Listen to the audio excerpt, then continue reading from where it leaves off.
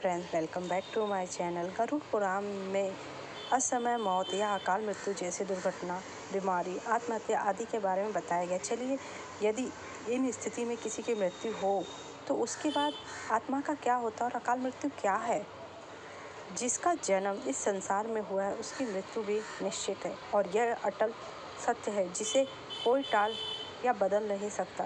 मृत्यु ऐसी स्थिति में है जिससे कोई प्राणी नहीं बच पाया है, लेकिन जिस तरह जीवन जीने के कई तरीके, ठीक उसी तरह मृत्यु भी कई तरह से आती है। हर व्यक्ति की मृत्यु एक जैसी नहीं होती। कुछ लोग जीवन का हर सुख भोग कर मृत्यु को प्राप्त होते हैं तो कुछ लोगों को असमय मौत हो जाती है।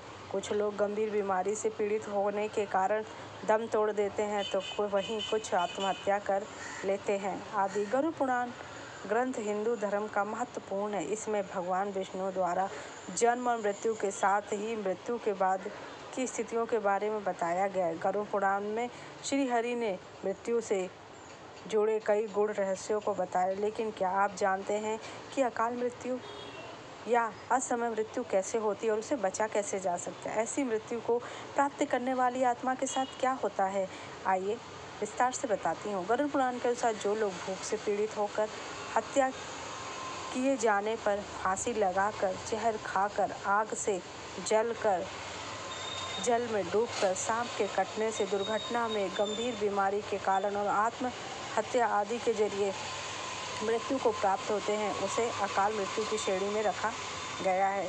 इन सभी में आत्महत्या को महापाप कहा जाता है क्योंकि भगवान ने मनुष्य को जन्म दिया है। यदि मनुष्य आत्महत्या करता है तो इसे भगवान द्वारा दिए जन्म का अपमान माना जाता है। गरुड़ पुराण में बताया गया है कि व्यक्ति का जन्म और मृत्यु सभी उसके कर्मों के आधार पर आधारित होते हैं। ऐसे लोग जो पापी होते हैं, दुराचार करते हैं, स्त्रियों का शोषण करते हैं, झूठ बोलते हैं, भ्रष्टाचार और कुकर्म आदि करते हैं, वह इन्हीं कारणों से अकाल मृत्यु को प्राप्त होते हैं।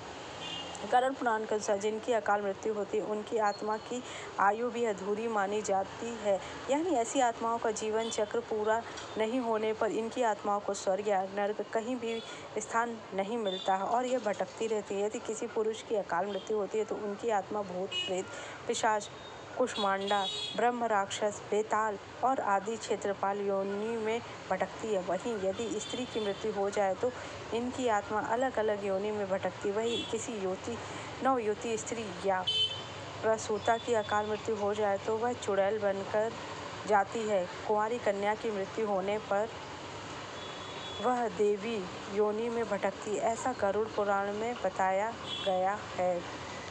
मृत्यु से बचने के लिए शिव जी की पूजा करने से अकाल मृत्यु का योग से छुटकारा मिल सकता है। अकाल मृत्यु का भय होने पर जातक को जल में तिल और शहद मिलाकर भगवान शिव का अभिषेक करना चाहिए और महामृत्युंजय मंत्र और ओम नमः शिवाय का मंत्र का जाप करना चाहिए, क्योंकि एक महादेव ही हैं जो अकाल मृत्यु से भी प्राणी को बचा सकते हैं और उसकी आयु को पूर्ण कर सकते हैं।